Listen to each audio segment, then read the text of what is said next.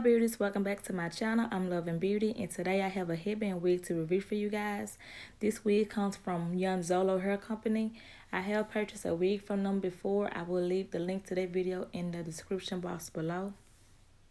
Okay, so I did purchase this wig from Amazon, and I'm just showing you guys how the packaging came. The wig did come with 2 headbands, a spray bottle, and also 2 wig caps in the color nude.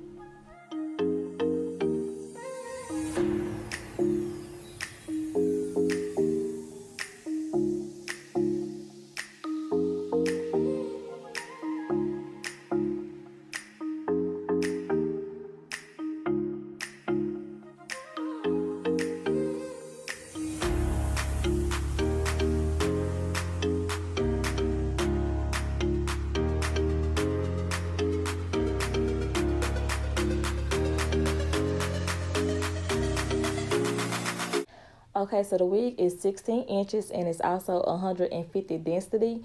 And I was just showing you guys the body in this wig, and the wig is so soft. I couldn't stop rubbing my fingers through it.